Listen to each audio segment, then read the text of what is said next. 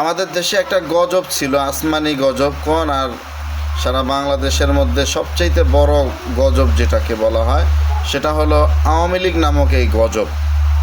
আপনারা একটা জিনিস লক্ষ্য করেছেন কিনা আমি জানি না, দেখেন তাদের এই অবৈধ শাসন আমলে, এই স্বৈরাচার সরকারের শাসন আমলে তারা সারা বাংলাদেশের প্রত্যেকটা নাগরিককে তারা একটা মিথ্যা তহমত দিয়ে সারা বাংলাদেশের মানুষকে তারা অত্যাচার করেছে, নিপীড়ন করেছে, এবং যত আয়না ঘট্টর আছে, যত বাংলাদেশের জাতীয় প্রতিষ্ঠানগুলো আছে, প্রত্যেকটা প্রতিষ্ঠানকে তাদের আত্মস্থ করে নিয়েছে।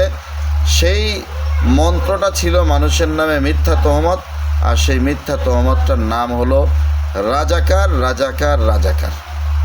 আওয়ামী লীগের মূল চালানি ছিল এই রাজাকার শব্দ দিয়ে।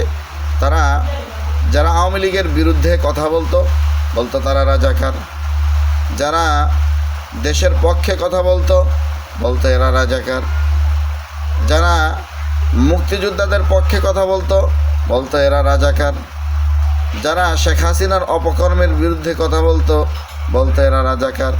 যখন আওয়ামী লীগের কুলাঙ্গারের বাচ্চারা, যে সমস্ত কুলাঙ্গারের বাচ্চারা মানুষের উপর অত্যাচার করেছিল, এই কুলাঙ্গারের বাচ্চাগুলো যখন মানুষের উপরে অত্যাচার নিপীড়ন করেছে, তখন যখন মানুষ তাদের উপরে ক্ষেপে গিয়ে প্রতিবাদ করেছিল, প্রতিরোধ করতে চেয়েছিল, তখন এই স্বৈরাচারী, এই শেখ হাসিনা, এই জালিম, তার আত্মস্থ করা সে সমস্ত পুলিশ প্রশাসনের অসাধু পুলিশ বাহিনীকে দিয়ে ওই সমস্ত সাধারণ মানুষের উপরে অত্যাচার করেছে, বলেছে এরা হলো রাজাকার।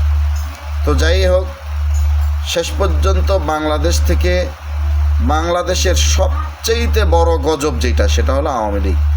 এই গজব থেকেও এদেশের মানুষকে শেষ পর্যন্ত তাদের সে বুলি আওড়ানো, সেই বুলিটা দিয়েই, অর্থাৎ সেই রাজাকার বুলি দিয়েই কিন্তু আল্লাহ তাআলা এই গজবটাকে এই বাংলাদেশ থেকে কবর রচনা করেছেন। দেখেন আল্লাহ তাআলা কি না পারেন ভাই, আল্লাহ তাআলা ছাড় দেন, কিন্তু আল্লাহ তাআলা একেবারে কিন্তু ছেড়ে দেন না। স্বৈরাচারী কোনো জালিম কখনো চিরস্থায়ী ক্ষমতায় টিকে থাকতে পারেনি। এই জালিম সরকার, শেখ হাসিনা সরকার, তারাও আলহামদুলিল্লাহ টিকে থাকতে পারেনি। বাংলাদেশের মানুষ এখন গজব মুক্ত, বাংলাদেশের মানুষ এখন মুখে কথা বলা শিখেছে, বাংলাদেশের মানুষের বুকের ভিতরে চেপে রাখা কথাগুলা মানুষ এখন বলতে শুরু করেছে।